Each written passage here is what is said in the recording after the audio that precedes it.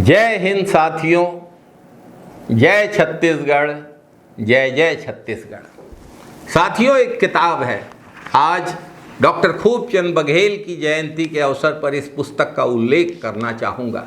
छत्तीसगढ़ के जाने माने साहित्यकार श्री परदेसी राम वर्मा ने ये किताब लिखी है।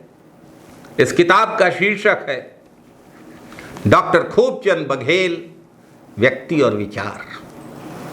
इस किताब पे पूरा एपिसोड किताबें और बातों का कभी और करेंगे, लेकिन आज चर्चा करेंगे इस किताब के पृष्ठ क्रमांक 74 में डॉक्टर खूबचंद बघेल के द्वारा महाराष्ट्र मंडल के एक कार्यक्रम में दिए गए भाषण के एक अंश को जो उद्धृत किया गया है, उस अंश को मैं पढ़ना चाहूँगा और आपकी ओर उसका ध्यान दिलाना चाहूँगा। डॉक्टर खूबचंद बघेल की दृष्टि व्यापक थी।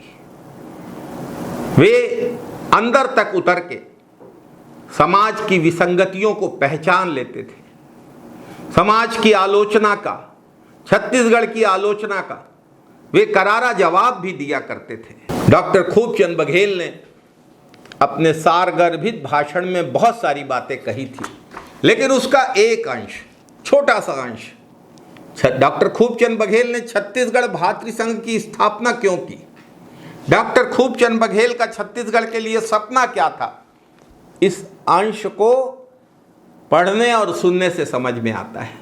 डॉक्टर खूबचंद बघेल कहते हैं कि हमारे कुछ आलोचक कहा करते हैं कि 36 का अंक ही कुछ ऐसा है कि यहाँ कभी एकता नहीं हो सकती। मुझे उन भाइयों की बुद्धि पे तरस आता है। 3 और 6 के मुंह भिन्न भिन्न दिशा में हैं, लेकिन इतने से ही छत्तीसगढ़ में फूट की कल्पना करना अक्ल का दिवालियापन है।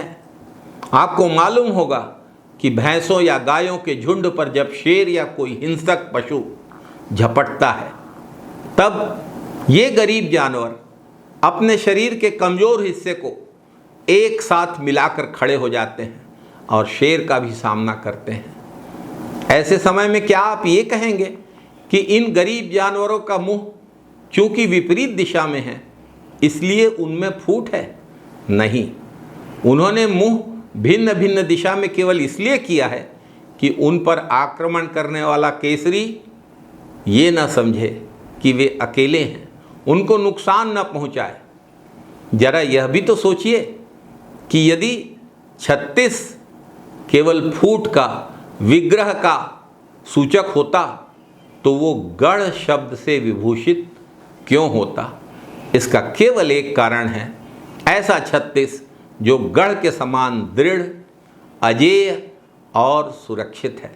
3 और 6 जब मुंह को भिन्न भिन्न दिशा में कर लें और गढ़ का रूप धारण करें, तब बनता है छत्तीसगढ़। जय छत्तीसगढ़, जय जय छत्तीसगढ़।